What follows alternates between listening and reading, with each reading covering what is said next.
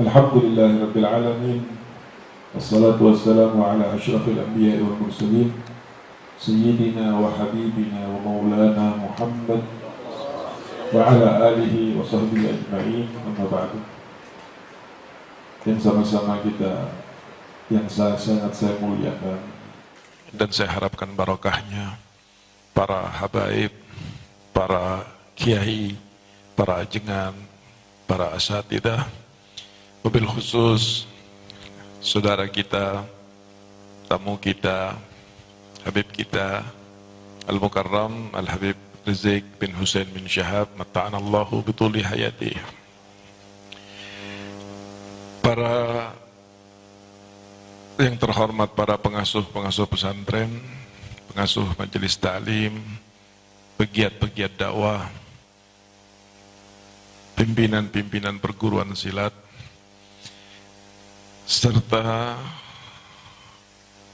yang terhormat Bapak Bupati Kabupaten Kuningan Al-Habib Muhammad, Ketua Rabithah Alawiyah, dan pastinya masih banyak lagi yang mungkin saya saking gembiranya atas silaturahmi dengan para alim ulama ini tidak mampu menyebutkan satu persatu, tetapi hanya tidak bersumpah saya bahwa saya insya Allah mencintai antum semua dan mengadakan silaturahmi ini hanya semata-mata menginginkan keridhaan Allah, kecintaan Nabi Muhammad, dan persatuan di antara kaum muslimin, terutama para alim ulamanya. Tidak banyak yang akan saya sampaikan, hanya mewakili para alim ulama kami, khususnya kepada Habib Rizik yang kami berada jauh dari ibu kota. Kami jarang mendengarkan, karena kami adalah orang-orang yang tiap hari utak-atik kitab kuning, deres Quran, muter tasbih. Jadi ada rasa bingung di hati kami. Ada sesuatu yang tidak bisa kami jawab kepada masyarakat terhadap permasalahan yang dalam beberapa bulan ini, jangankan politik, sampai kepada pesantren pun menjadi terganggu konsentrasinya.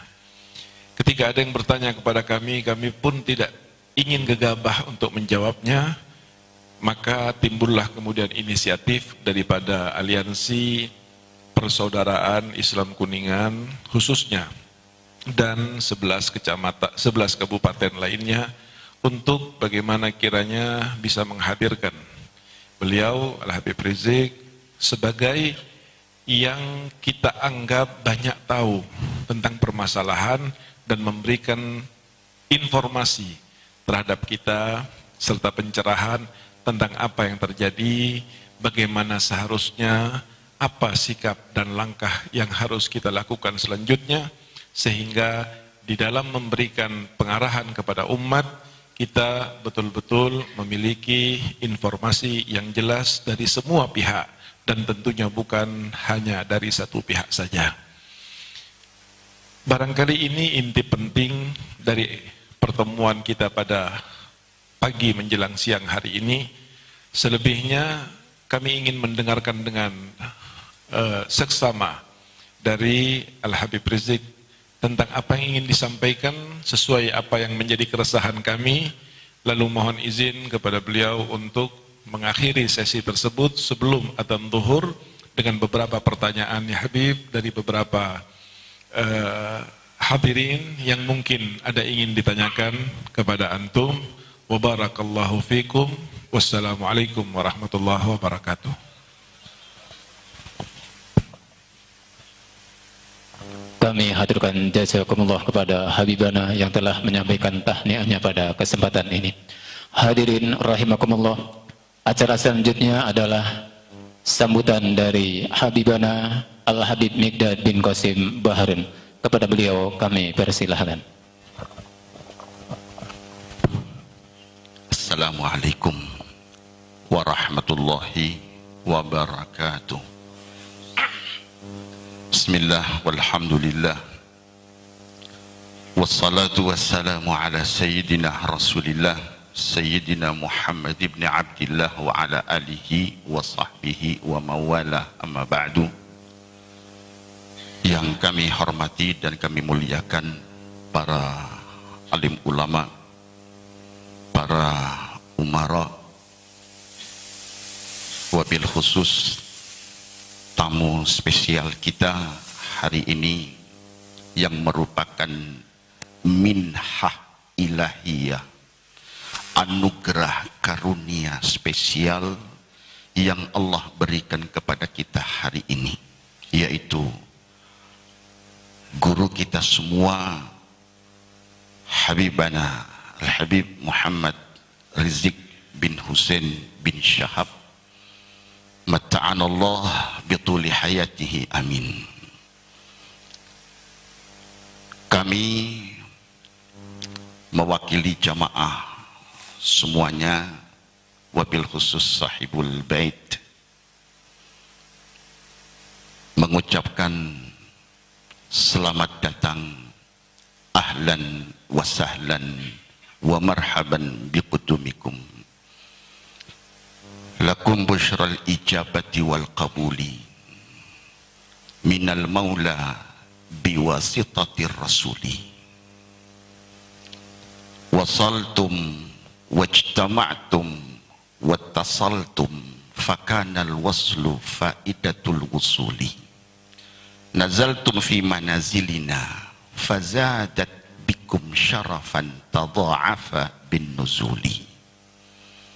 Ala ya marhaban ahlan wa sahlan bikum ya naslataha wal batuli.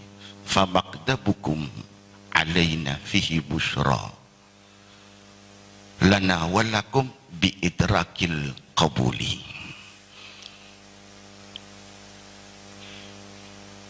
Untuk kesempurnaan pertemuan atau silaturahim pada siang hari yang bahagia ini, sehubungan dengan keberadaan kita di bulan Rajab, di mana umat Islam begitu semangat memperingati peristiwa Isra dan Mi'raj yang di dalamnya banyak sekali hikmah yang bisa kita petik. Yang diantaranya ketika perjalanan Isra, Nabi Muhammad sallallahu alaihi wasallam mendengar seruan dari arah kanan, seruan dari arah kiri. Fanadahu munadin an yaminihi wa nadahu munadin an shimalihi. Kemudian ketika ditanyakan oleh Rasul sallallahu alaihi wasallam kepada malaikat Jibril, apa seruan kanan itu? Jibril jelaskan, dzaka nidaul yahud wa dzaka nidaun nasara. Barangkali Habibana Rizik bin Syahab bisa sedikit menjelaskan keterkaitannya dengan fenomena-fenomena yang lagi marak di negeri kita ini sebagai pencerahan buat kita semua yang di daerah. Maka kami sangat-sangat berharap dari beliau khususnya adanya pencerahan. Jangan sampai kita yang di daerah ini ya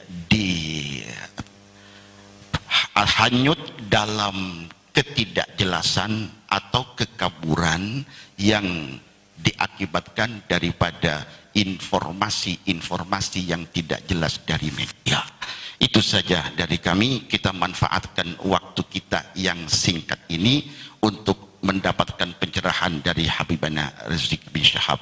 Itu saja dari kami. Sekali lagi terima kasih Habib Rizik atas kehadiran antum di tempat kita ini. Mudah-mudahan kehadiran beliau bisa membawa pencerahan, bisa memberikan pencerahan, dan bisa membawa ketenangan khususnya dalam hati dan jiwa kita, serta keamanan untuk negeri kita tercinta ini. Amin ya rabbal alamin. Itu saja dari kami, lebih kurangnya mohon maaf. Wallahul muwaffiq ila aqwamit thariq. Wassalamualaikum warahmatullahi wabarakatuh.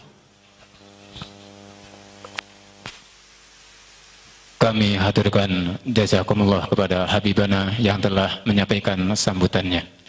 Hadirin rahimakumullah, untuk acara selanjutnya adalah dialog kebangsaan yang akan disampaikan oleh beliau Habibana Dr. Al-Habib Muhammad Rizik bin Hussein Syihab LCMA sebagai Presiden Front Pembela Islam, yang akan dipandu oleh moderator Haji Aang Asy'ari LCMA sebagai Direktur Aswaja Center Kuningan. Kepadanya kami haturkan. Assalamualaikum warahmatullahi wabarakatuh.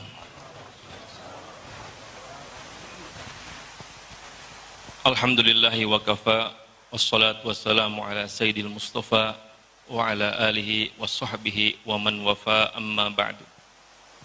Hadratul habaib wal ulama, sadal hudur, bil khusus guru kita semua Al-Habib Mikdad, Al-Habib Quraisy, dan tamu yang kita nanti-nantikan Al-Habib Rizik Syihab LCMA, kemudian para semua tamu undangan, wabil khusus juga kepada Bapak Bupati, terima kasih telah datang.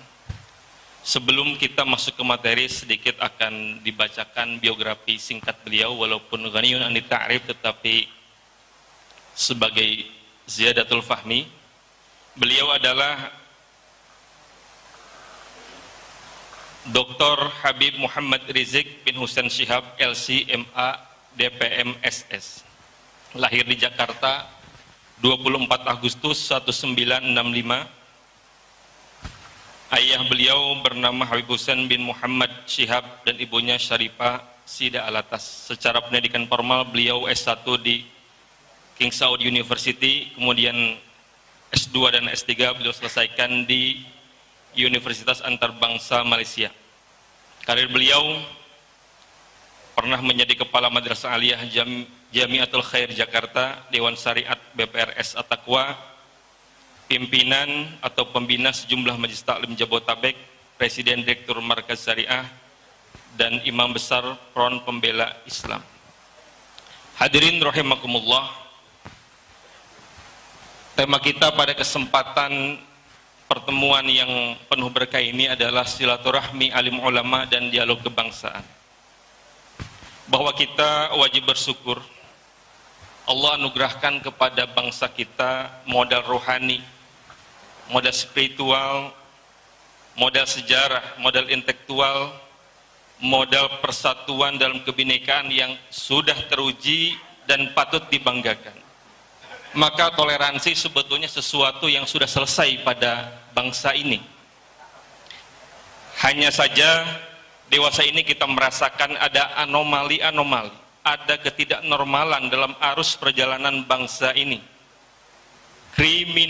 Kriminalisasi, fitnah-fitnah keji yang menjurus kepada pembunuhan karakter tokoh-tokoh Islam. Konflik antar sama anak bangsa yang mengarah kepada disintegrasi begitu mudah untuk disulut. Keadilan hukum tergadai oleh kepentingan politik. Akidah dan ukhuwah tergadai oleh materialistis. Pada titik inilah maka silaturahmi ulama yang diinisiatori oleh Al-Habib Mikdad dan Habib Quraisy menemukan signifikansi dan relevansinya. Oleh karena itu, dalam 30 menit ke depan kami meminta kepada Al-Habib Dr. Rizik Syihab untuk memberikan kepada kami wawasan-wawasan kebangsaan, kira-kira apa yang harus kita lakukan sebagai bagian dari bangsa ini. Kepadanya waktu dipersilahkan.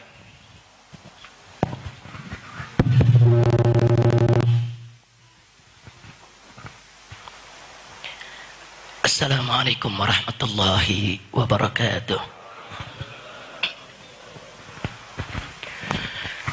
Bismillah walhamdulillah wassalatu wassalamu ala rasulillah wa ala alihi wa sahbihi wa mawalah. Siyadatul habaib asyurafa, wa sa'adatul ulama'il fudala wa fadilatul umara'il kurama wa jami'il hadirin al-ahibba'il a'izza rahimakumullah. Usikum jami'a wa nafsi bittaqwallah wa bita'ati rasulillahi sallallahu alaihi wasallam. Fasallahu subhanahu wa ta'ala an yaj'alana jami'an minal muttaqin. Wa ba'd, kepada para habaib, para alim ulama, para kiai, para tokoh dan sesepuh masyarakat Kuningan maupun dari tempat lainnya yang sangat kita cintai dan kita hormati dan semoga senantiasa dimuliakan Allah.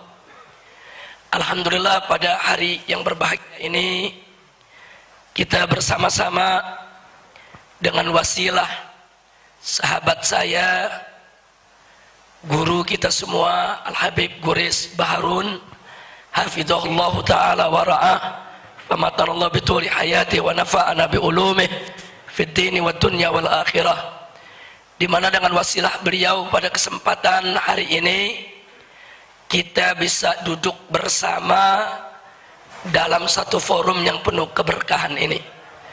Mudah-mudahan kumpulnya kita di tempat ini menjadi penyebab turunnya rahmat dan barakah. Dan terima kasih kepada Habib Mikdad Baharun hafizahullah ta'ala wa ra'ah yang baru saja menyampaikan sambutannya. Juga terima kasih kepada Habib Muhsin bin Zaid Al-Attas yang telah mendampingi saya datang dari Jakarta. Beliau adalah Imam FPI DKI Jakarta. Dan terima kasih kepada seluruh kiai, seluruh ulama yang telah menyempatkan diri untuk hadir pada kesempatan berbahagia ini. Untuk menyingkat waktu, karena waktu kita sangat terbatas, maka sebelum saya menguraikan lebih detail tentang wawasan kebangsaan, perlu saya sampaikan bahwa tema ini menjadi sangat penting melihat situasi kondisi kita saat ini di kita punya negeri. Khususnya saya melihat dan merasakan dalam beberapa dekade terakhir ini betapa ada upaya-upaya yang dilakukan secara sistematis untuk memarginalkan peran ulama, peran kiai, untuk menyingkirkan peran ulama dan kiai di dalam urusan berbangsa dan bernegara, sehingga para ulama dan kiai itu ingin diisolir.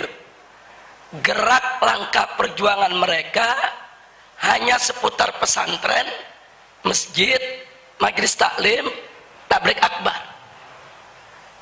Sehingga tanpa punya malu, para tokoh-tokoh nasionalis dalam rangka untuk menyingkirkan peran ulama dan para kiai selalu mengkampanyekan agama harus dipisah dari politik, agama harus dipisah dari negara, agama-agama, negara-negara. Kita tahu prinsip ini merupakan prinsip sekularisme, prinsip al-ilmaniyah. Al-ilmaniyah itu artinya fasluddin anid daulah, yaitu memisahkan urusan agama daripada urusan kenegaraan. Nah, karena itu saya ingin ingat di sini kepada diri saya dan segenap ikhwan bahwa ulama itu punya kedudukan yang istimewa di sisi Allah dan Rasulnya. Ulama-ulama yang istimewa yang berjuang untuk menegakkan kalimat Allah, mereka memiliki peran yang sangat penting di tengah-tengah umat Islam. Allah menyatakan dalam Al-Quranul Karim, faqala ta'ala innama yakhshallah min ibadikil ulama. Wa qala ta'ala fi ayatin ukhra yarfa'illahu alladhina amanu minkum walladhina utul ilma darajat. Wa qala nabiyyukum sayyiduna Muhammadun sallallahu alaihi wasallam atau kama qala an-nabiy sallallahu alaihi wasallam al-ulama warasatul anbiya. Jadi peran ulama ini nggak boleh dipandang remeh. Peran kiai itu nggak boleh diremehkan, dilecehkan, dan nggak boleh kedudukan ulama itu dihina-hina. Dan ini yang saya rasakan dalam beberapa dekade terakhir, penghinaan terhadap ulama itu makin hari makin masif, khususnya di zaman begitu medsos itu menjadi media komunikasi yang sangat merajalela saat ini. Nah, karena itu di sini kalau kita ingin bicara tentang wawasan kebangsaan, kalau kita ingin bicara tentang 4 pilar negara, apakah itu berkaitan dengan NKRI, dengan Pancasila, dengan UUD 45, dengan Bhinneka Tunggal Ika, saya hanya ingin terlebih dahulu mengingatkan, sebelum NKRI lahir, sebelum Pancasila lahir, sebelum UUD 1945 lahir, sebelum Bhinneka Tunggal Ika itu lahir, para ulama, para kiai sudah lebih dulu ada di republik ini untuk mengusir para penjajah. Itu yang gak boleh kita lupa. Sebelum tentara lahir, sebelum polisi lahir, itu para ulama kita dulu di zaman penjajahan Inggris, Portugis, Spanyol, Belanda, sampai penjajahan Jepang, di siang hari mereka membuka kitab, mengajarkan umat ilmu dan adab. Di malam hari mereka mengajak santri untuk yaitu panggul senjata, melakukan penyerangan kepada pos-pos penjagaan penjajah. Ini terjadi di mana-mana daerah. Jadi ulama kita dulu mereka adalah bukan sekedar mereka pejuang ilmu yang membuka kitab kuning bagi umat, tapi mereka juga panggul senjata melawan para penjajah. Di mana saat itu TNI belum lahir, di mana saat itu polisi belum lahir, di mana saat itu negara belum ada. Ini peran yang tidak boleh dilupakan. Bahkan NU Nahdlatul Ulama itu lahir sebelum negeri ini merdeka. Muhammadiyah itu lahir sebelum negara ini merdeka. Sarekat Islam itu lahir sebelum negara ini lahir. Jamiat Khair yang didirikan lebih dulu oleh para habaib itu sudah ada sebelum negara ini ada. Nah, ini yang gak boleh kita lupa. Jangan kemudian belakangan setelah kita merdeka, kita mereguk berbagai macam kenikmatan, peran ulama ingin dipinggirkan, peran ulama ingin dikesampingkan, bahkan peran ulama ingin dieliminir, ingin ditiadakan. Nah, ini yang kita tidak bisa terima. Sedikit-sedikit kalau ulama menentang pabrik minuman keras, nanti dituduh intoleransi. Ulama menolak adanya gereja-gereja liar di tengah-tengah pemukiman umat Islam, disebut anti Bhinneka Tunggal Ika. Nanti kalau ada ulama bicara ayat Al-Quran menolak kepemimpinan kafir, nggak boleh orang kafir mimpin umat Islam, nanti dibilang anti NKRI. Ada apa di negeri ini? Kok ulama dijadikan sasaran tembak fitnah? Anti NKRI, anti Pancasila, anti Bhinneka Tunggal Ika, anti Undang-Undang Dasar 1945. Padahal yang melahirkan NKRI, yang melahirkan Pancasila, yang melahirkan UUD 1945, yang melahirkan Bhinneka Tunggal Ika adalah ulama. Dari mana itu semua lahir kalau bukan dari ulama? Kalau tidak ada NU, tidak ada Muhammadiyah, tidak ada Sarekat Islam, NKRI ini tidak lahir, saudara. Ini yang gak boleh kita lupakan. Mari kita merujuk kepada sejarah. Sebelum kita merdeka, saudara, dibentuk satu badan. Badan untuk Penyelidikan Persiapan Kemerdekaan Indonesia, BPPKI, saudara. Di dalam BPPKI ini dilibatkanlah tokoh-tokoh Islam dan tokoh-tokoh sekuler.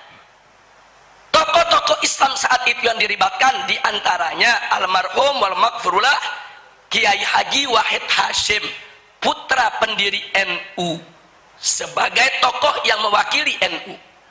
Kemudian masih ada almarhum Kiai Haji Abdul Qahar Mudzakkir, saat itu sebagai pimpinan Muhammadiyah. Kemudian masih ada almarhum Kiai Haji Agus Salim, saat itu sebagai pimpinan daripada Sarekat Islam. Mereka bertiga ini trio ulama. Saya sebut trio ulama. Ini 3 ulama yang berjasa besar di dalam menyusun ketatanegaraan Republik Indonesia.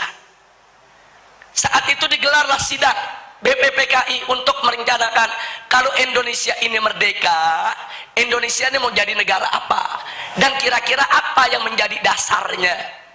Kelompok trio ulama menginginkan Indonesia menjadi negara Islam, negara agama.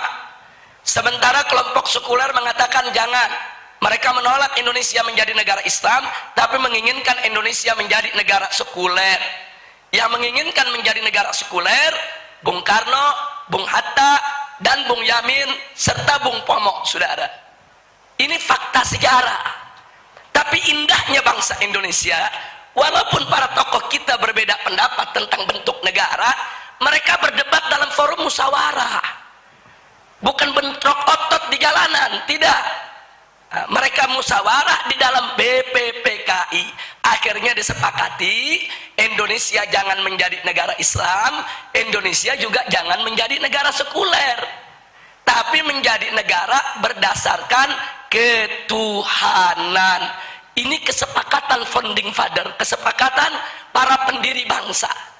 Nah, saat itu Bung Karno pada tanggal 1 Juni tahun 1945 mengusulkan, saudara, supaya kalau Indonesia nanti merdeka punya dasar negara namanya Pancasila. 5 dasar.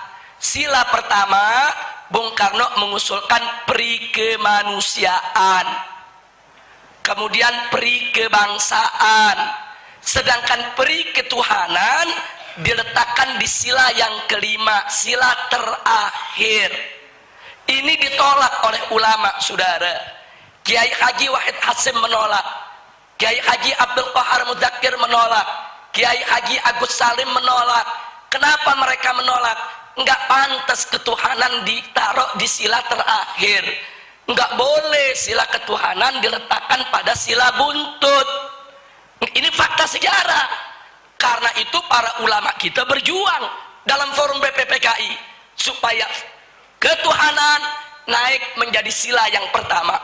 Kalau tidak menjadi sila pertama, para ulama kita menolak, NU menolak, Muhammadiyah menolak, Syarikat Islam juga menolak, ya ikhwan. Ini fakta sejarah.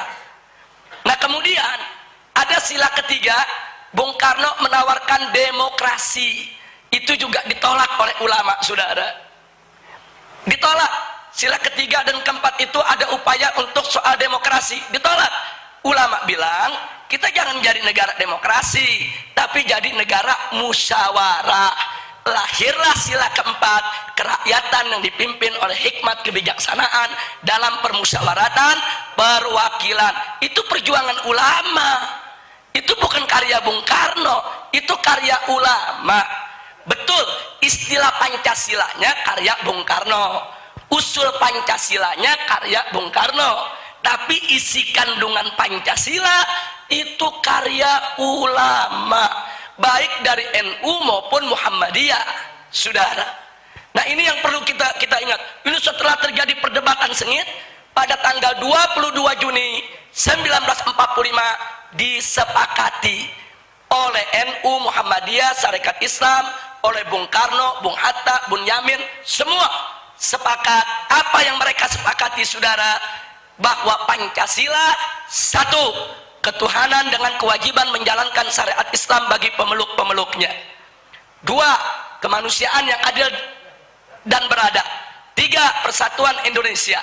Empat, kerakyatan yang dipimpin oleh hikmat kebijaksanaan dalam permusyawaratan perwakilan.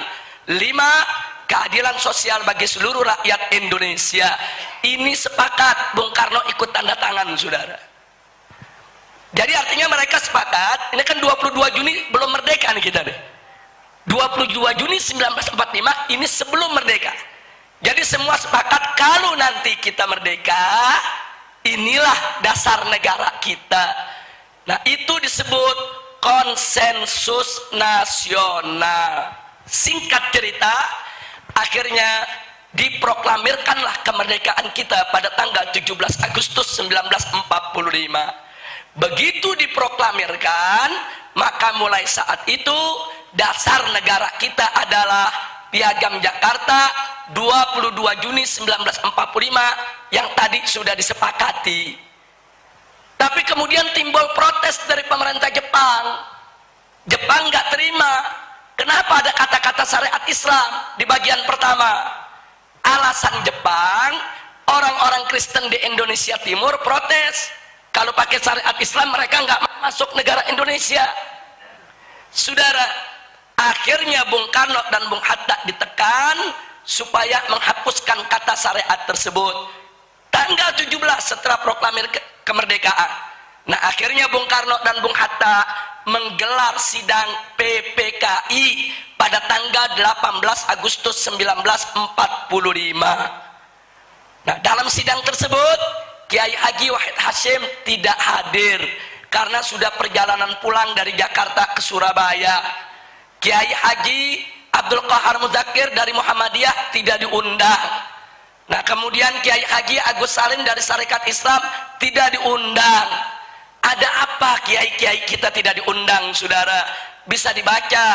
Kalau kiai-kiai kita diundang, mereka nggak bakal setuju syariat Islam dihapus, saudara.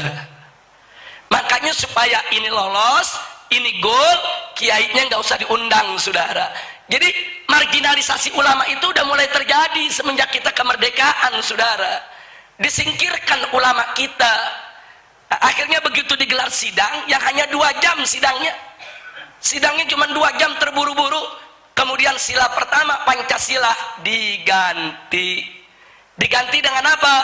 Ketuhanan. Itu aja, saudara. Sedangkan kalimat dengan kewajiban menjalankan syariat Islam bagi pengikutnya itu dicoret, saudara. Nah, akhirnya ada beberapa tokoh Islam yang hadir seperti Ki Bagus, saudara, dari Muhammadiyah menolak karena beliau tahu ini ulama NU, ulama Muhammadiyah, ulama Sarekat Islam gak bakal terima ini diganti. Terjadi perdebatan. Nah, akhirnya dapat solusi. Apa solusinya? Ini perjuangan Ki Bagus ini dari Muhammadiyah, saudara. Solusinya ya sudahlah, syariat dihapus nggak apa-apa, tapi tolong diganti dengan Yang Maha Esa. Dan Bung Karno setuju, saudara. Jadilah sila pertama ketuhanan Yang Maha Esa. Nah, kalau saya melihat sejarah ini, saya bersyukur kepada Allah. Loh, kenapa? Wa yamkuruna wa yamkurullah wallahu khairul makirin. Mereka berbuat makar mau hapus syariat, Allah balas makar mereka. Syariat hilang, tauhid yang datang, saudara. Itu kan syariat diganti sama tauhid itu. Syariatnya dihapus, yang masuk apa? Tauhid. Kita nggak rugi, saudara. Itu pertolongan Allah, saudara. Padahal ulama dipinggirin, ulama mau dikhianati, saudara. Tapi Allah jaga. Nah, oleh karenanya sampai hari ini ulama-ulama NU, ulama-ulama Muhammadiyah nggak pernah punya masalah dengan Pancasila, saudara. Nggak ada ulama NU nolak Pancasila, ulama Muhammadiyah nolak Pancasila, para habaib nolak Pancasila. Nggak ada. Loh, kenapa para habaib, ulama, kiai dan ajangan tidak menolak Pancasila? Karena mereka tahu Pancasila adalah ijtihad ulama, karya ulama. Nah, itu yang ingin saya garis bawahi, saudara. Jadi jangan sekali-kali menuduh ulama ini anti Pancasila. Wong mereka yang buat kok, mereka yang rumuskan kok, saudara. Nah, ini yang saya mau garis bawahi, saudara. Makanya jangan kaget kalau sampai hari ini NU, Muhammadiyah, Sarekat Islam dan ormas-ormas Islam, saudara, enggak pernah mempermasalahkan Pancasila. Kalau ada kelompok-kelompok Islam yang mempermasalahkan Pancasila, itu segelintir. Itu kelompok-kelompok ekstrim dalam pemikiran, saudara. Itu enggak menodai daripada kesepakatan mayoritas umat Islam yang merupakan Ahlus Sunnah wal Jamaah yang ada di Republik Indonesia ini. Baik, itu bicara Pancasilanya. Sekarang bicara NKRI. Begitu kita merdeka, saudara, Belanda nggak terima. Belanda datang lagi ke Indonesia. Mereka bawa senjata. Nah, lalu apa yang terjadi, saudara? Begitu mereka datang lagi ke Indonesia ingin menjajah, mereka membonceng, yaitu kepada nikah pasukan Inggris, saudara. Yang terjadi adalah Kiai Haji, yaitu Hasyim Asy'ari dan seluruh pengikutnya yang ada di Jawa Timur, saudara. NU mengeluarkan resolusi jihad pada tanggal 22 Oktober, saudara. Dengan resolusi jihad itulah Bung Tomo membangkitkan perlawanan arek-arek Surabaya untuk mengusir penjajah Inggris dan Belanda. Kita tahu terjadi pada tanggal 10 November. Itu Bung Tomo nggak bisa menggerakkan masyarakat, kiai dan santri, pesantren untuk lawan Belanda tanpa resolusi jihad dari NU, saudara. Nggak bisa. Nah, lagi-lagi kita lihat, ini kontribusi ulama untuk negara. Bagaimana dulu ulama-ulama kita peduli kepada negara, peduli kepada bangsa, peduli kepada dasar negara, peduli kepada kemerdekaan negeri ini, saudara. Nggak bisa setelah merdeka tahu-tahu ulama dimarginalkan, ulama mau disingkirkan. Nggak boleh. Itu yang terjadi. Baik, kita lanjutkan. Setelah Belanda datang merebut Jakarta, saudara, Bung Karno sampai akhirnya terpaksa dievakuasi ke Yogyakarta. Terjadi perang, saudara, di mana-mana. Nah, akhirnya kita dipaksa maju dalam perundingan. Nah, begitu kita berunding, akhirnya Belanda memaksa kita menjadi Republik Indonesia Serikat. Kita menjadi negara-negara bagian, dipecah-pecah oleh Belanda, saudara. Nah, tapi yang menarik apa? Begitu dipecah oleh Belanda, di dalam parlemen, saudara, ada satu tokoh dari kalangan Muhammadiyah yang namanya Muhammad Nasir, dibantu dengan tokoh-tokoh NU, dibantu dengan tokoh-tokoh Syarikat Islam, mereka mengajukan mosi integral, saudara. Mosi integral ini mosi tidak percaya kepada pemerintah yang berkuasa dan minta supaya Republik Indonesia Serikat dibubarkan dan menjadi negara kesatuan Republik Indonesia. Begitu dimasukkan dalam parlemen, menang, saudara. Mulai saat itulah Indonesia bernama NKRI sampai hari ini, saudara. Jadi NKRI itu juga jasa ulama, saudara. Sekarang mereka mau teriak-teriakan, kami NKRI, ini para umat Islam anti NKRI. Sejak kapan kalian kenal NKRI? NKRI ini lahir dari rahim ulama, Pancasila lahir dari rahim ulama, UUD 45 lahir dari rahim ulama. Yang mengajarkan Bhinneka Tunggal Ika tentang ketoleransian adalah juga ulama, saudara. Anda tahu, ketika syariat Islam itu dihapus, banyak umat Islam marah, tapi ditenangkan oleh Kiai Haji Wahid Hasyim. Apa kata Kiai Haji Wahid Hasyim kepada umat Islam bangsa Indonesia? Sudahlah, kita baru 1 hari merdeka, kita jangan ribut-ribut dulu soal dasar negara. Nanti kan kita bisa musyawarah lagi. Kita satukan saja kekuatan kita, karena Belanda pasti balik lagi, Belanda pasti akan datang lagi. Luar biasa bijaknya Kiai Haji Wahid Hasyim, saudara, rahimahullahu ta'ala wa ardhah. Coba kalau beliau ikut marah, coba kalau pimpinan Muhammadiyah juga ikut marah, saudara. Coba kalau mereka semua ngamuk, saudara, bisa perang, saudara, saat itu. Tapi kiai-kiai kita menenangkan, jangan ada yang ribut. Nggak apa-apa ulama dikhianati, nggak apa-apa syariat Islam itu dihapus, nggak apa-apa, jangan ribut dulu, nanti kita musyawarah lagi. Itu bisa kita perdebatkan lagi. Yang penting sekarang bersatu, lawan penjajah kalau mereka kembali lagi.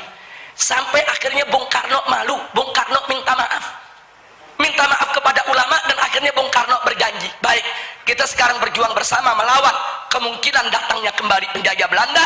Nanti kalau situasi politik sudah tenang, kita akan bahas lagi soal dasar negara. Baru tenang, sudah. Dari mana bisa tenang? Karena sikap arif dan bijak para ulama dan para kiai kita. Ini sengaja saya sampaikan biar umat Islam tahu betapa besarnya jasa para ulama, para kiai, khususnya dari kalangan NU, Muhammadiyah, begitu juga Syarikat Islam. Jangan coba-coba mereka dipinggirkan, disingkirkan, dihina-hina, saudara. Nggak boleh, saudara. Bahkan begitu terjadi pemberontakan PKI, yang paling berjasa adalah umat Islam. NU, Banser, Ansor, di mana-mana turun, didukung oleh Masumi, didukung oleh Muhammadiyah, didukung oleh Persis, didukung oleh PUI, rame-rame perang lawan PKI, saudara. Enggak, tentara enggak mampu lawan PKI. Kalau saat itu Banser tidak turun, saat itu Ansor tidak turun, saat itu kiai-kiai NU tidak turun untuk melawan PKI, ini negeri udah digulung menjadi negara komunis, saudara. Enggak boleh kita lupa, itu jasa ulama, saudara. Jadi ulama kita ini selama ini selalu peduli, selalu mau tahu, selalu berkorban, dan mereka enggak mengharapkan jabatan, enggak. Ulama-ulama kita, saudara, enggak. Mereka berjuang enggak minta jadi presiden, enggak minta jadi menteri, enggak. Setelah merdeka mereka kembali lagi ke pondok pesantren. Setelah perang lawan PKI mereka balik lagi ke pondok pesantren. Ini yang terjadi, saudara. Jadi kalau saat ini ulama-ulama mulai turun lagi menyuarakan kebenaran, ya memang begitulah daripada perjuangan ulama kita selama ini. Mereka tidak rela kalau Indonesia yang merupakan warisan para ulama ini ingin diselewengkan. Nah, ini yang saya mau ingatkan kepada semua. Baik, karena itu sekali lagi saya sampaikan, sama sekali ulama-ulama kita tidak ada yang anti NKRI, anti Pancasila, anti daripada UUD 45, anti Bhinneka Tunggal Ika. Yang ulama anti justru kalau Pancasila disalahgunakan, saudara. Mari kita lihat di era Orde Lama, Pancasila, saudara, disalahgunakan, dijadikan alat politik untuk melindungi politik Nasakom, nasional agama komunis. Akhirnya komunis diizinkan untuk hidup di Indonesia, bahkan dibiarkan untuk berkembang. Padahal, saudara, Pancasila kita ketuhanan yang Maha Esa, kok komunis bisa diizinkan? Ini problem. Akhirnya Pancasila dijadikan alat politik untuk melindungi PKI. Kemudian masuk zaman Orde Baru, saudara. Begitu masuk zaman Orde Baru, rezim Orde Baru saat itu banyak kental warna kejawen, saudara. Akhirnya banyak memistikkan segala sesuatu. Nah, akibatnya apa? Pancasila dimitoskan. Sampai-sampai melalui TAP MPR keluarlah pengakuan terhadap aliran kepercayaan. Lagi-lagi Pancasila dijadikan alat politik untuk melindungi aliran kepercayaan. Nah, kemudian kita masuk era reformasi. Era reformasi ini era liberal, saudara. Nah, karena rezimnya yang memimpin berpaham liberal, akhirnya Pancasila seenaknya mereka tafsirkan. Pancasila digunakan sebagai alat politik untuk melindungi aliran sesat, untuk melindungi Ahmadiyah, untuk melindungi berbagai macam kemungkaran, untuk melokalisasi pelacuran, untuk melegalisasi minuman keras. Saudara, ini yang jadi persoalan. Bahkan untuk membenarkan orang kafir mimpin umat Islam. Ini berbahaya. Nah, maka itu, saudara, kita umat Islam tidak boleh membiarkan. Pancasila ini adalah warisan para kiai kita. Ini warisan para ulama kita, warisan para pendiri NU, warisan para pendiri Muhammadiyah, warisan para pendiri Jamiat Khair, warisan para pendiri Sarekat Islam. Ini warisannya habaib dan ulama, harus kita jaga dan harus kita luruskan penafsirannya, saudara. Pancasila nggak boleh digunakan untuk membenarkan yang salah, menyalahkan yang benar. Pancasila nggak boleh digunakan untuk melindungi kemunkaran dan kemaksiatan. Pancasila harus didudukkan pada posisi yang sebenarnya. Nah, ini yang perlu saya garis bawahi. Jadi fitnah kalau para ulama kita ini anti Pancasila. Nah, makanya sekarang saya kaget kalau ada seorang kafir jadi gubernur di Jakarta berani mengatakan di depan publik dalam siaran pers. Apa dia katakan? Kalau saya belum jadi presiden Indonesia, Pancasila belum sempurna.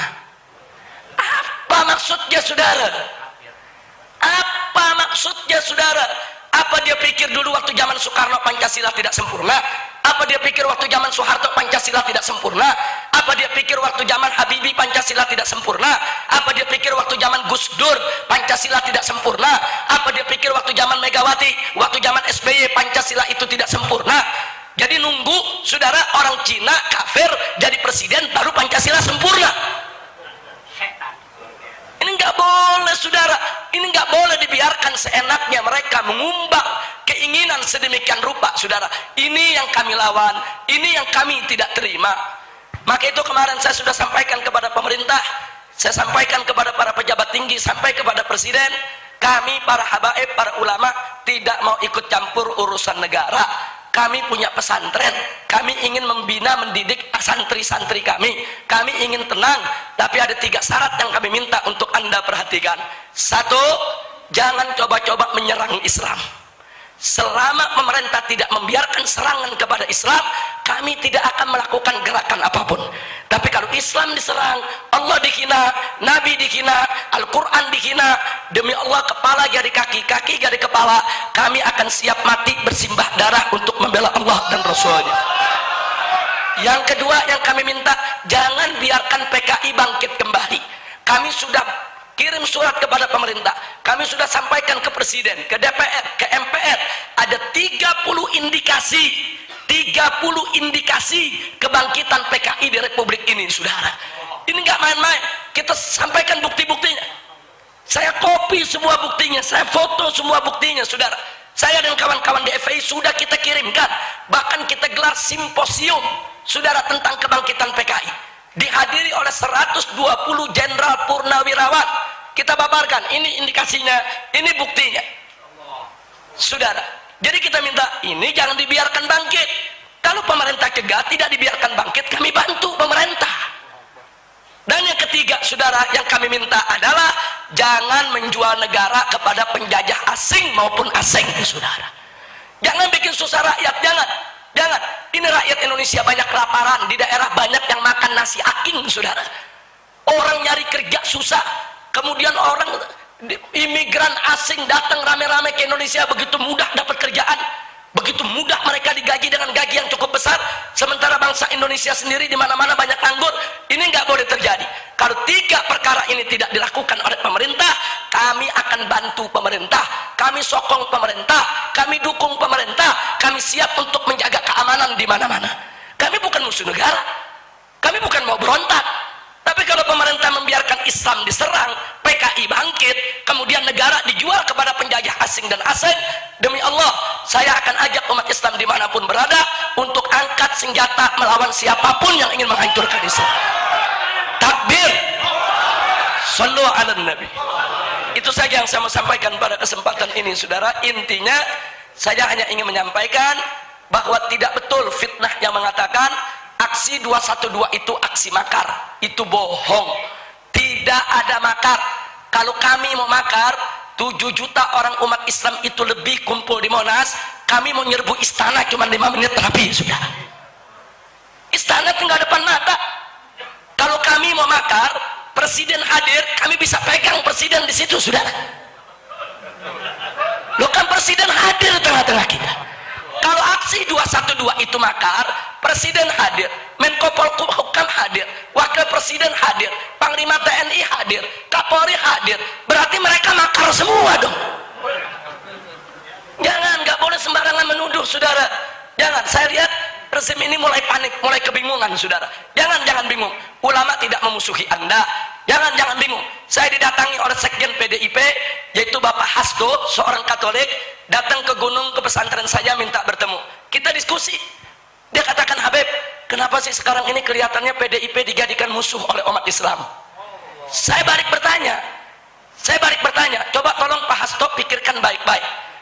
PDIP yang dijadikan musuh umat Islam atau umat Islam yang dijadikan musuh oleh PDIP? Coba dipikirkan baik-baik. Jadi sebetulnya memusuhi ulama itu siapa? Yang memusuhi umat Islam itu siapa? Jadi kalau PDIP ingin bersahabat dengan ulama, welcome. Kita buka pintu. Kita bukan musuh bagi bangsa ini, saudara. Tapi tolong jangan serang Islam, jangan beri tempat kepada PKI.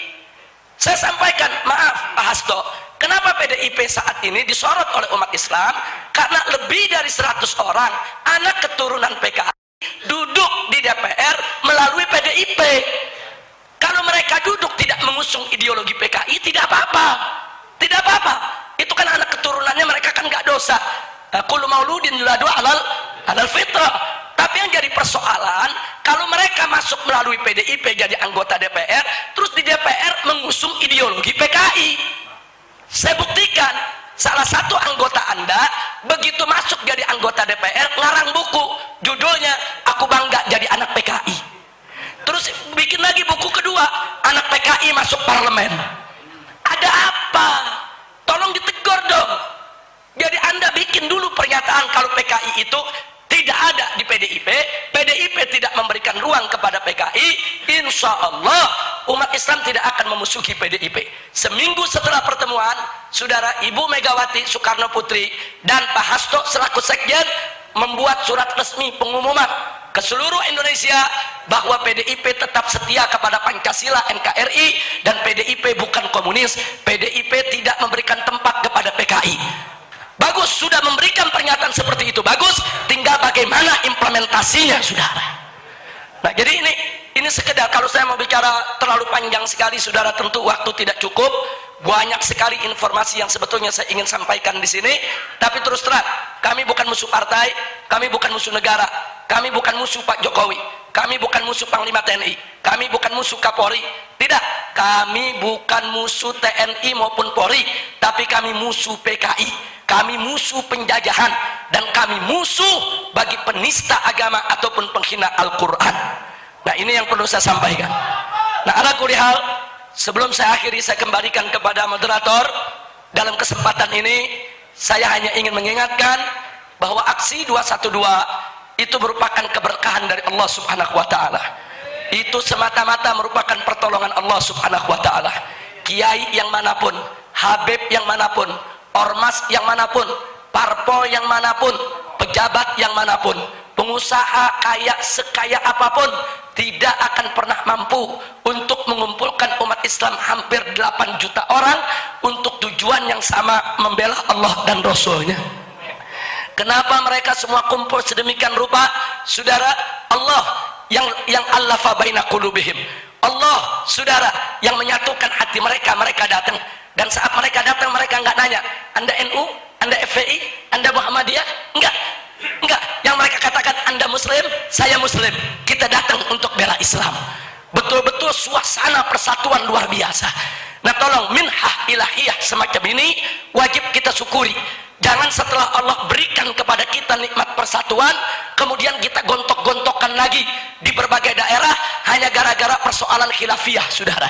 Musuh NU bukan Muhammadiyah, musuh Muhammadiyah bukan NU, musuh Habaib bukan Al-Irsyad, musuh Al-Irsyad bukan Rabithah. Bukan, saudara. Musuh kita jelas, ada kelompok liberal yang ingin menghalalkan yang haram, mengharamkan yang halal, yang ingin mengobok-obok tafsir Al-Quran dan pentakbiran hadis-hadis Nabi kita, saudara.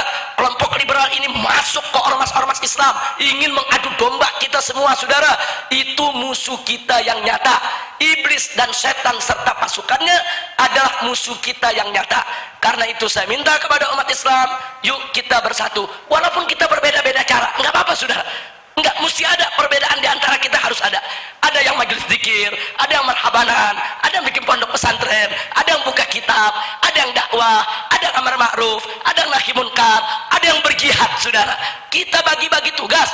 Yang penting syaratnya satu, jangan langgar syariat Islam. Siapa berdakwah nggak langgar syariat, dia benar fitrigin Nabi Sallallahu Alaihi Wasallam. Siapa yang amar ma'ruf nahi munkar tanpa langgar syariat, dia ikut thariqatun Nabi Sallallahu Alaihi Wasallam. Dan siapa yang berjihad tanpa langgar syariat Nabi, dia fitrigatun Nabi Sallallahu Alaihi Wasallam. Nah, maka itu intinya, jangan kita langgar syariat. Saya pikir itu saja. Nanti sisanya lewat tanya jawab, dialog, mungkin akan berkembang masalah apa yang Anda ingin tahu tentang perkembangan terakhir di Jakarta. Insya Allah saya akan berusaha untuk menjawabnya semampu saya. Terima kasih. Wassalamualaikum warahmatullahi wabarakatuh. Waalaikumsalam. Barakallahu fikum. Hadirin rahimakumullah, paling tidak ada 3 poin yang bisa saya simpulkan pada kesempatan ini. Yang pertama adalah bahwa ada upaya sistematis untuk meminggirkan peran ulama, peran para kiai, peran para habaib, padahal beliau-beliaulah yang melahirkan negara kesatuan Republik Indonesia ini. Kemudian yang kedua, bahwa poin-poin Pancasila, konsep NKRI adalah rumusan dan hasil ijtihad para ulama. Ini mengkonfirmasi bahwa gerakan-gerakan keislaman yang ada di negara kita ini tidak dalam konteks anti NKRI, tidak dalam konteks anti kebinekaan. Kemudian yang terakhir, bahwa sekarang adalah saatnya para ulama, para umat Islam harus kembali turun meluruskan dan mengawal negara kesatuan Republik Indonesia. Masuk kepada sesi dialog, kami persilahkan untuk sesi pertama kepada 3 penanya. Kami mohon bantuan kepada Ustadz Daman untuk siapa saja yang berhak bertanya. Silahkan. Assalamualaikum warahmatullahi wabarakatuh. Tanpa mengurangi rasa hormat, saya langsung saja kepada pertanyaan. Al-Mukarram, Habib Rizik, dan para habaib yang kami muliakan. Pertanyaan kami, bagaimana mensinergikan peran ulama dan umaro untuk membentuk bi'ah Islamiyah atau keluarga Islami menuju badah thayyibah? Itu barangkali pertanyaan kami. Assalamualaikum warahmatullahi wabarakatuh. Terima kasih. Penanya kedua dipersilahkan. Assalamualaikum warahmatullahi ta'ala wabarakatuh. Waalaikumsalam warahmatullahi wabarakatuh. Al-Mukarram para habaib, wabil khusus Habibana Rizik Syihab LC MMA. Saya dari nama Yusuf. Kami dari rombongan Tasik. Alhamdulillah kami alumni 212. Ada satu pertanyaan. Menurut pandangan Habibana Rizik tentang konsep NKRI, wajibkah untuk kita pertahankan?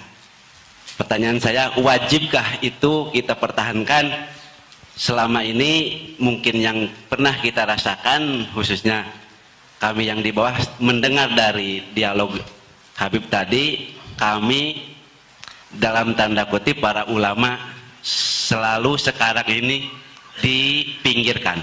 Terima kasih Pak Kiai, dipahami pertanyaan. Assalamualaikum warahmatullahi wabarakatuh. Penanya terakhir untuk sesi pertama. Assalamualaikum warahmatullahi wabarakatuh. Nama saya Agung Nur Alam, Sad, perwakilan dari Almanar, Aliansi Masyarakat Nahi Mungkar. Yang ingin saya tanyakan ini situasi yang sedang terbaru, Sad, tentang Ustadz Muhammad Al-Khotot. Ini di media-media kita beliau dituduh sebagai makar. Ini kejelasannya seperti apa, Sad? Bahkan aksi kemarin 313 itu bahkan beliau dituduh sebagai makar, ingin menggulingkan rezim. Nah, ini mohon penjelasannya, kabar terbaru seperti apa, karena banyak orang-orang dari kita melihat atau mengambil berita itu dari televisi, Sad. Terima kasih. Ya, terima kasih. Kepada Habibana dipersilahkan untuk menjawab.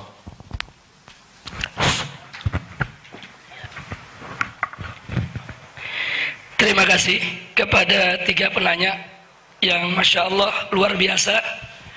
Pertanyaannya singkat, padat, ringkas, jelas, bagus karena fokus. Kita mulai dari pertanyaan yang pertama. Bagaimana mensinergikan peran ulama dan umaro?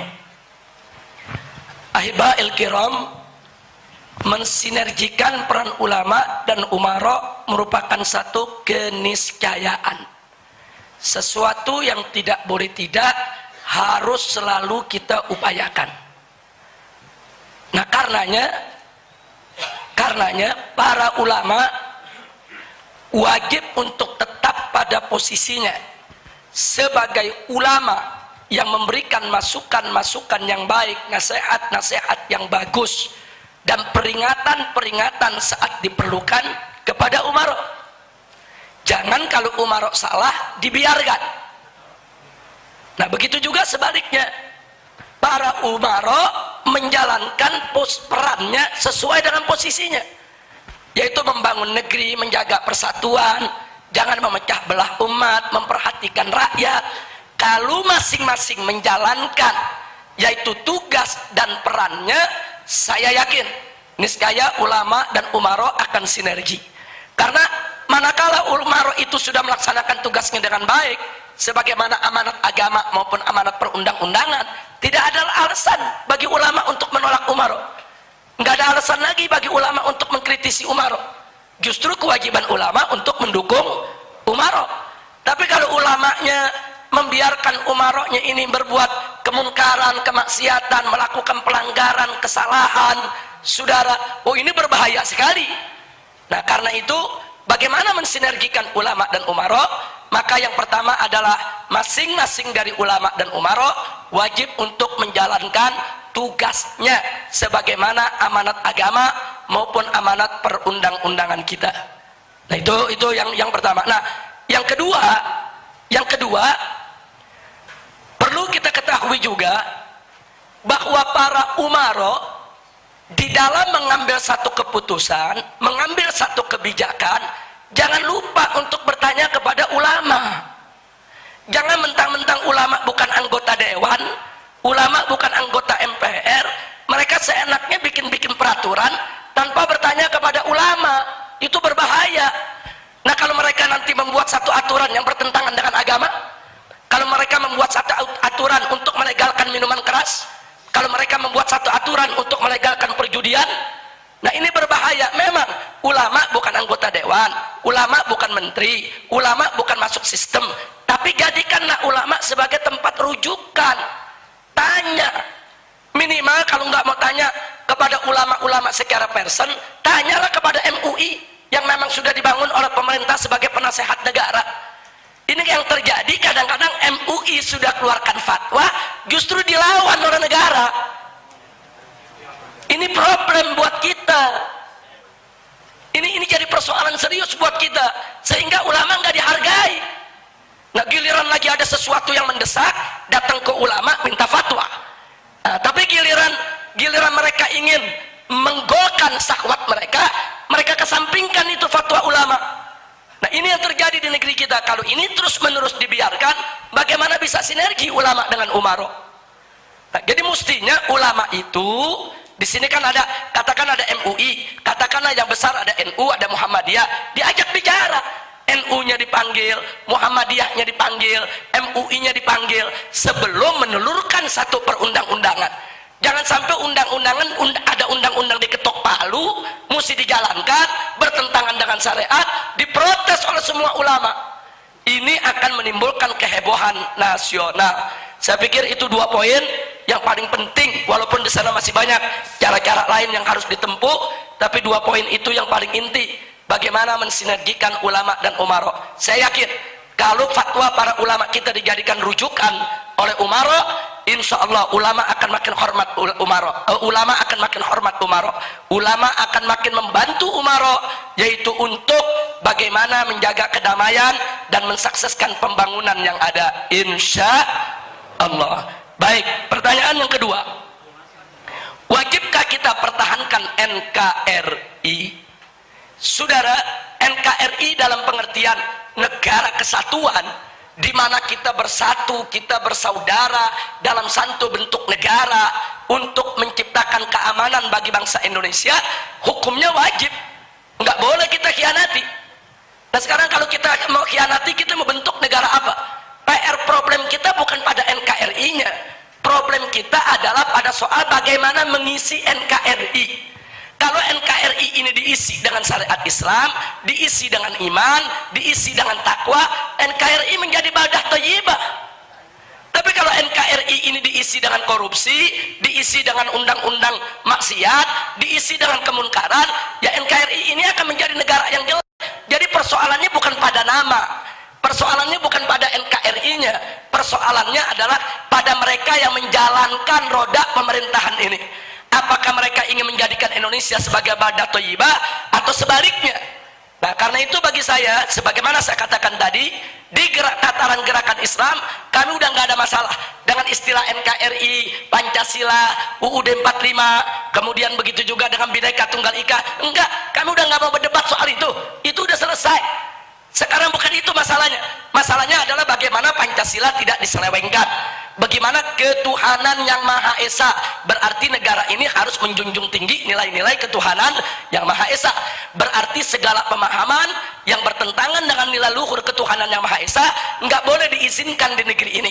Seperti pemahaman liberal, pemahaman sekuler, pemahaman pluralisme, pemahaman komunisme, leninisme, marxisme, itu bertentangan dengan ketuhanan yang Maha Esa. Begitu juga segala perbuatan yang bertentangan dengan nilai-nilai luhur ketuhanan yang Maha Esa nggak boleh dilegalkan di negeri kita, seperti pelacuran, seperti persinahan, seperti korupsi, seperti minuman keras, narkoba, dan lain sebagainya. Kita harus sepakat ketuhanan yang Maha Esa adalah dasar daripada negara kita, kemanusiaan yang adil dan beradab. Berarti segala perbuatan yang tidak adil, perbuatan yang tidak beradab, nggak boleh dibiarkan di Republik ini terjadi, saudara. Harus betul-betul ditegakkan keadilan bagi rakyat Indonesia. Yang ketiga, persatuan Indonesia. Kita nggak ada masalah, memang kita wajib bersatu kok. Bersatu dalam iman, bersatu dalam ihsan, bersatu di dalam menegakkan kalimat Allah di Republik ini. Kemudian yang keempat, kerakyatan yang dipimpin oleh hikmat kebijaksanaan dalam permusyawaratan perwakilan, permusyawaratan ajaran Islam. wasawirhum fil amri wa amruhum syura bainahum. Nggak ada masalah. Kemudian yang kelima, keadilan sosial bagi seluruh rakyat Indonesia. Oh iya, rakyat Indonesia nggak boleh dibiarkan melarat, miskin, kelaparan. Saudara, mereka betul-betul keadilan sosialnya harus mereka rasakan. Maka itu saya katakan sekali lagi, Pancasila, NKRI, Bhinneka Tunggal Ika, UUD 45 sudah finish, sudah selesai. Kita nggak usah berdebat lagi. Yang penting bagaimana kita menerjemahkannya jangan melanggar syariat Islam. Bagaimana kita menafsirkannya jangan melanggar daripada akidah yang kita punya. Bagaimana kita mengimplementasikannya betul-betul sejalan dengan ajaran Nabi Muhammad sallallahu alaihi wasallam. Kemudian yang ketiga, bagaimana dengan kasus Kiai Khattab? Kasus Kiai Khattab ini termasuk salah satu kasus lanjutan daripada kriminalisasi ulama. Saudara, Kiai Khattab ini ditangkap di malam sebelum digelar besoknya, yaitu aksi 313. Nah, kenapa ditangkap? Supaya aksi 313 digagalkan, dibatalkan. Loh, kenapa saya bisa mengatakan begitu? Ini bukti di lapangan. Begitu Kiai Khattab ditangkap, saudara, saya minta kepada teman-teman untuk tetap hadir di Istiqlal. Bahkan saya punya menantu paling ujung, Habib Muhammad bin Hussein Al-Atas, saya minta kau pergi, kau duduk di depan, deketi itu para tokoh Islam, jangan gentar dengan penangkapan Kiai Khattab. Enggak boleh dibatalkan oleh siapapun. Akhirnya Habib Muhammad ini bicara dengan beberapa ustadz, termasuk bicara dengan Pak Amin Rais dan lain sebagainya. Nah, ada yang menarik, begitu selesai sholat Jumat, pihak Masjid Istiqlal lewat sound system mengumumkan, saudara, bahwa acara dibatalkan. Ini kan sabotase.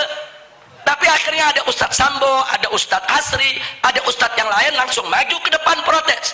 Ambil lagi itu mic, umumkan ke umat bahwa aksi tidak dibatalkan. Nah, jadi artinya memang penangkapan Kiai Khattab itu untuk membatalkan aksi, saudara. Tapi kiai-kiai kita nggak mundur, aksi tetap jalan kok. Nah, kemudian sampai hari ini tidak ada satu bukti pun Kiai Khattab itu melakukan makar. Kiai Khattab ini sudah 3 kali, yaitu menggelar aksi bela Islam. Aksi bela Islam 112 di Masjid Istiqlal, itu FUI yang menggelar. Aksi 212 jilid 2 depan DPR, itu FUI yang menggelar. Dan aksi 313 kemarin depan Istana, juga FUI yang menggelar. Tidak ada unsur makar. Nah, maka itu kalau Anda tanyakan kenapa ditangkap, ini bagian daripada kriminalisasi ulama. Nah, langkah apa yang kami lakukan? Kami sudah bentuk tim pengacara. Nah, ada ratusan pengacara yang bergabung sedang melakukan upaya-upaya hukum, dan dari beberapa ustadz juga rombongan sudah menghadap ke pimpinan DPR dan MPR untuk melaporkan persoalan tersebut, dan lobby-lobby terus kita lakukan agar Kiai Khattab ini bisa segera dilepaskan. Termasuk Kiai Haji Muhammad Arifin Ilham pun sudah bicara langsung dengan Bapak Kapolri, sudah dialog langsung dengan Bapak Kapolri agar Kiai Khattab untuk segera dilepaskan. Nah, kita lihat saat itu Pak Kapolri menjanjikan ya ini masih proses, mudah-mudahan selesai proses ini bisa dikeluarkan. Kita lihat ke depan. Tapi satu hal yang perlu kita catat, Kiai Khattab dari dalam penjara memberikan amanat. Beliau tidak minta dibebaskan. Beliau hanya mengatakan, 1, umat Islam tetap bersatu, 2, umat Islam tetap turun untuk menegakkan keadilan, dan yang ketiga, umat Islam tetap fokus, Jakarta harus direbut oleh umat Islam. Nah, itu saja yang bisa saya sampaikan. Terima kasih. Terima kasih. Mohon izin kepada panitia, apakah bisa dilanjut ke sesi kedua? Mengingat waktu. Cukup, Habib. Habib Gures yang berdoa rumah. Nah, ada kalau mayat. Di belakang itu ada yang pengacung duluan tapi nggak diakomodir pertanyaan. Ya. Yang belakang.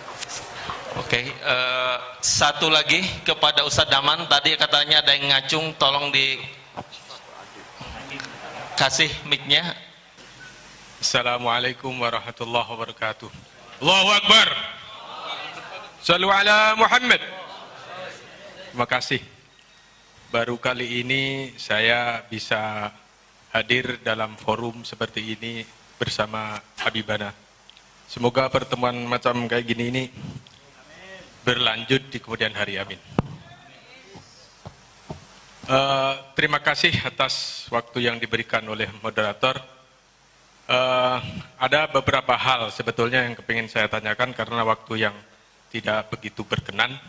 Ada satu hal yang saya rasa penting saya tanyakan kepada Habibana, yaitu tentang beredarnya berita-berita di medsos dan bahkan ya secara fakta di lingkungan kita suka sering beredar bahwasanya Habibana ini sering dibentur-benturkan dengan NU. Padahal ketika melihat klarifikasi tadi, pembicaraan tadi, sudah jelas bahwa Habibana sangat-sangat mengapresiasi terhadap NU, Muhammadiyah, dan organisasi-organisasi lainnya. Semoga aja ini tidak menjadi kenyataan bahwa apa yang terjadi di medsos itu benar-benar ini upaya untuk meminggirkan ulama. Bahwa sering kita buka YouTube, kita buka Instagram atau buka yang lainnya, sering ada pembicaraan-pembicaraan yang isinya antara Habibana dengan Gus Dur, dengan tokoh-tokoh lain di NU misalnya atau di organisasi lain, sering seakan-akan debat kusir. Ini yang menurut saya sangat-sangat memprihatinkan dan bahkan saya ingin mengatakan ini mengkhawatirkan. Karena bagaimanapun yang namanya gajah ketika bertarung yang menjadi korban semutnya. Itu antara lain.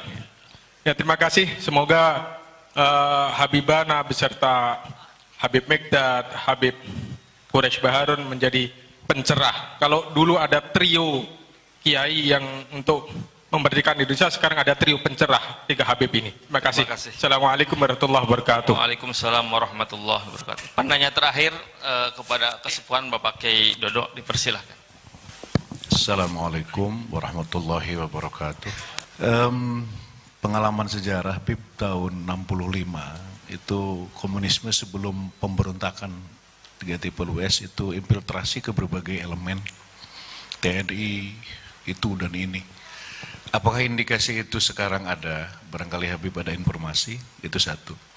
Yang kedua, saya pernah lihat di TV Bib, Profesor Sapi Antonio terinspirasi atau memang sudah ada komunikasi dengan Habib Rizik masalah adanya upaya aplikasi ekonomi syariah.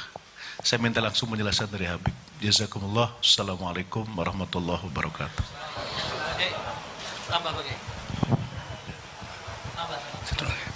Assalamualaikum warahmatullahi wabarakatuh. Nama saya Abdullah Dunun, pengasuh pesantren Al-Mutawalli. Apa yang dikemukakan tadi keperhatian, termasuk keperhatian saya sendiri, melihat sandiwara-sandiwara yang diperankan oleh tokoh-tokoh politik di Jakarta. Untuk itu saya ingin bertanya ke Habib, bagaimana kalau ternyata pengadilan Jakarta memenangkan si Ahok? Assalamualaikum. Terima kasih, cukup. Kepada Habibana Al-Habib Rizik Syihab dipersilahkan. Terima kasih kepada para kiai yang baru saja menyampaikan pertanyaannya, luar biasa, lebih bagus lagi. Baik, yang pertama saya mulai soal yaitu hubungan kami, saya dan kawan-kawan di FPI dengan NU. Perlu diketahui bahwa para pendiri FPI ini dari kalangan habaib dan kiai di Jakarta semuanya merupakan keluarga besar NU. Semuanya merupakan keluarga besar NU. Sehingga secara prinsip, apakah itu akidah maupun syariat, FPI dengan NU tidak berbeda. Oleh karenanya di dalam anggaran dasar FPI dituangkan bahwa FPI adalah organisasi Islam yang berasaskan Islam, berakidahkan Asy'ariyah dan bermadhab fikih Syafi'i. Itu dituangkan dalam anggaran dasar dan itu kesepakatan pendiri, tidak boleh diubah sampai kapanpun juga. Itu pertama yang perlu saya sampaikan. Yang kedua, sejak kami berdiri sampai hari ini, hubungan kami dengan NU sangat baik. Sekali lagi, saya bicara dalam tataran organisasi, di pusat maupun di daerah. Tapi memang kita tidak pungkiri, ada perbedaan-perbedaan pendapat yang terjadi antara kami dengan tokoh-tokoh NU, bukan dengan NU. Tolong dibedakan. Dulu saya pernah berseberangan pemikiran dengan Gus Dur. Ya, itu sudah berlalu, sudah selesai. Nah, cuman sekarang ini orang ungkit-ungkit lagi. Nah, padahal orangnya sudah meninggal dunia, saudara, terus diungkit-ungkit lagi di tengah masyarakat. Tujuannya apa? Tujuannya jelas, untuk mengadu domba kita. Jadi mafat-fat, apa yang sudah berlalu berlalu. Dulu saya berseberangan pemikiran dengan Gus Dur dalam konteks apa? Konteks sekularisme, konsep pluralisme, konsep liberalisme. Dan saya pernah bertemu dengan Gus Dur di kantornya atas usulan daripada Kiai Haji Hasim Muzadi. Saya temui beliau, kita bertemu, kita duduk bareng. Kemudian Gus Dur yang menyatakan, Habib Rizik bagaimana kalau satu saat nanti kita dialog? Saya jawab, baik Gus, nanti saya kumpulkan seluruh para pendiri dan tokoh FPI. Gus boleh kumpulkan semua pimpinan daripada PMBNU yang ada, ayo kita duduk bareng. Gus boleh, pokoknya Gus Dur boleh bicara, mau 2 jam 3 jam kami siap dengarkan. Tapi nanti setelah itu Gus Dur juga mesti dengarkan saya bicara, kita gantian. Dan beliau berdiri langsung ajukan tangan, sepakat Habib Rizik, kita selamat. Nah, ini kejadian di kantor Gus Dur. Tapi sayang sejuta sayang, sebelum kami sempat mewujudkan pertemuan dialog tersebut, akhirnya beliau sakit dan beliau meninggal dunia. Tapi keinginan-keinginan ini tetap kita junjung tinggi. Makanya hubungan saya dengan Gus Solah sampai hari ini sangat baik.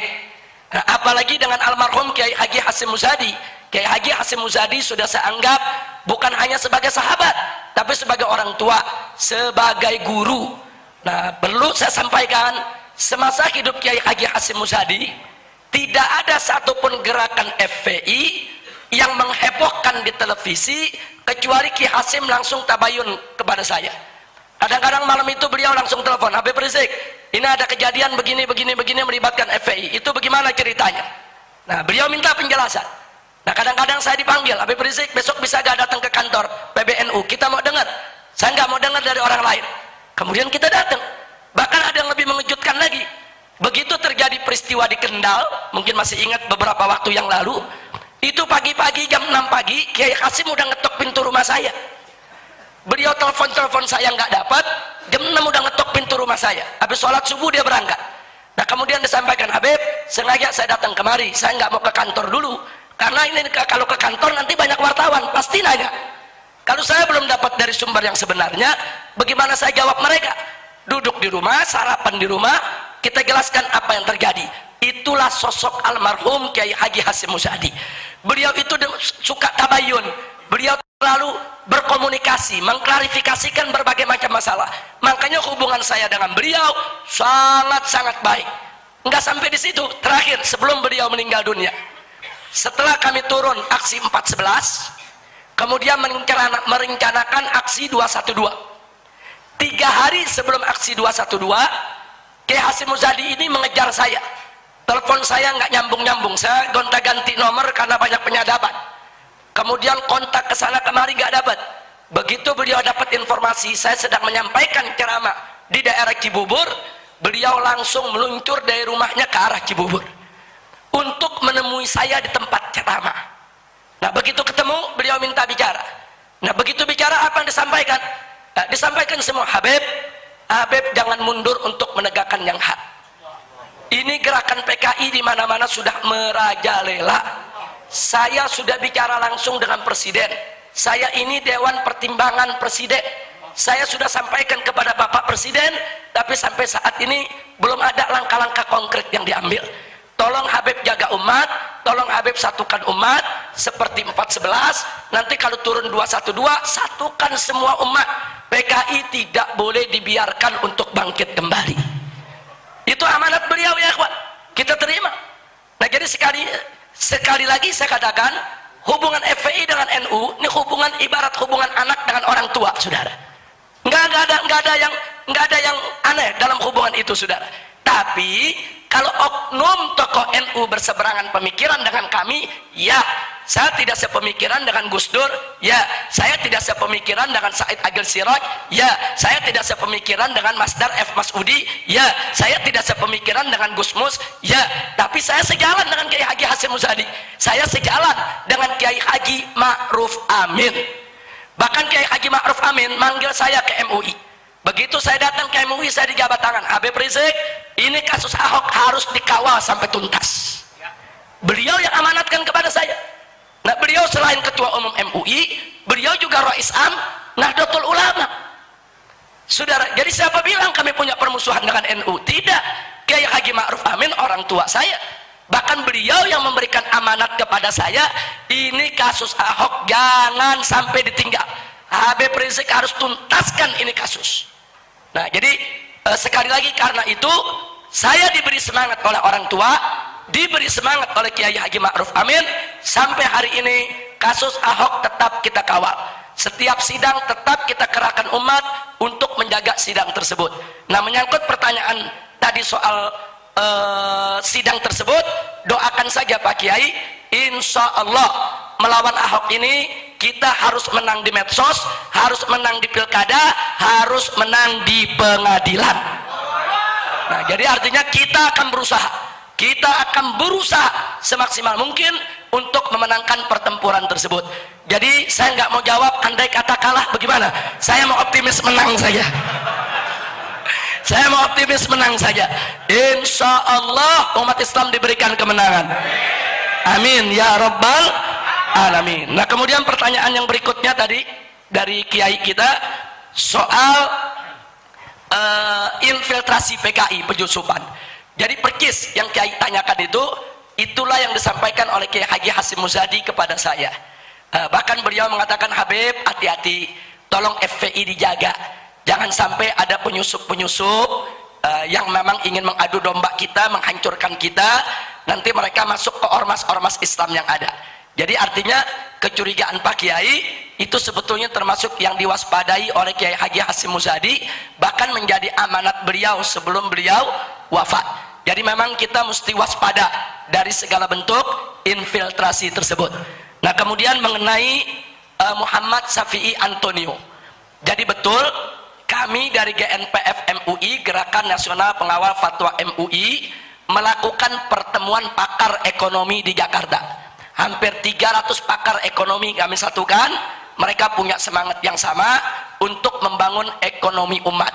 Nah, akhirnya disepakatilah kita bentuk koperasi syariah 212, dan yang disetujui sebagai pimpinannya adalah Muhammad Antonio Syafi'i, yang juga didampingi oleh Ihsanuddin Nursi, juga Bapak Anggito Abimanyu. Jadi mereka-mereka yang mengelola daripada koperasi syariat tersebut. Tapi ada hal yang menarik, sebulan yang lalu Kiai Haji Ma'ruf Amin menyampaikan kepada saya bahwa beliau juga ingin melakukan satu revolusi ekonomi di tengah umat Islam, dan itu sudah mulai beliau cetuskan pada saat pertemuan di Pati, Jawa Timur kemarin ini. Jadi beliau menginginkan supaya pondok-pondok pesantren NU yang ada di seluruh Indonesia ini betul-betul punya koperasi syariat yang kuat. Jadi jaringan pesantren itu kalau disatukan itu luar biasa, luar biasa. Nah, jadi beliau juga kemarin mengajak saya untuk mengumpulkan pakar-pakar ekonomi yang ada di koperasi syariat 212, bagaimana untuk merumuskan supaya pesantren juga ke depan punya koperasi yang khusus, yang kuat, supaya pesantren tidak ada lagi yang terbengkalai, nggak ada lagi pesantren yang ustadznya dapurnya nggak ngebul, yang ustadznya nggak bisa makan. Nah, ini semua mesti kita pikirkan. Melalui koperasi semua ustadz bisa sejahtera secara halalan thayyiban. Nah, saya mendukung apa yang diinginkan oleh Kiai Haji Ma'ruf Amin, dan kita ke depan yaitu akan bekerja sama untuk menggerakkan umat di mana-mana agar pondok-pondok pesantren juga punya koperasi yang kuat. Beberapa pondok pesantren sudah punya koperasi bagus, seperti Sidagiri umpamanya, itu luar biasa pondok pesantrennya. Nah, jadi koperasi pesantren Sidagiri itu patut untuk menjadi contoh buat pesantren-pesantren yang lain. Pesantrennya itu kuat, bagus, kemudian merata, dan anggotanya juga begitu banyak. bahkan sampai dana yang dikumpulkan itu udah mencapai ratusan miliar. Nah karena itu luar biasa, bahkan katanya sudah triliun. Nah karena itu sekali lagi saya pikir masih banyak, ada pesantren di Gontor, ada pesantren di Sidagiri, ada pesantren NU maupun yang lainnya yang besar-besar, itu sudah jalan ekonominya. Nah insya Allah ke depan ekonomi ini akan semakin bangkit lagi, amin ya rabbal alamin. Baik, saya pikir itu yang bisa saya sampaikan. Saya terima kasih banyak atas semua pertanyaan yang diajukan, dan mudah-mudahan tabligh akbar siang ini akan berjalan lancar di Islamic Center Kuningan. Dan terima kasih kepada Bapak Bupati yang mau hadir bersama kita di tempat ini. Jazakumullahu khairal jaza, sehingga beliau bisa mendengar langsung apa yang kita sampaikan, sehingga tidak mendengar dari orang konon katanya. Insya Allah persepsi kita tidak akan salah dan kita tidak gagal paham. Nah itu saja yang bisa saya sampaikan.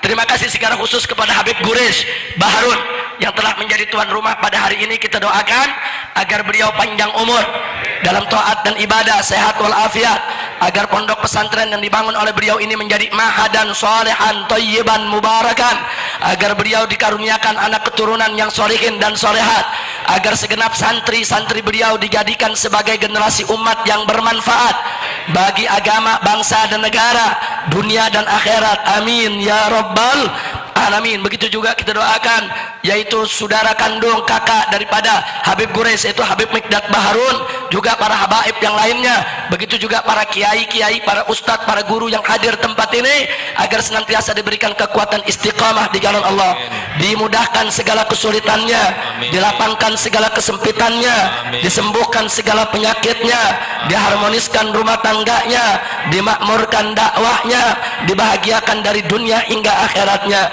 Ala hadhihi niyyah wa likulli niyatin salihah wa ila hadratin nabiyil mustafa sallallahu alaihi wasallam bisirril Fatihah. A'udzu billahi minasyaitonir rajim. Bismillahirrahmanirrahim.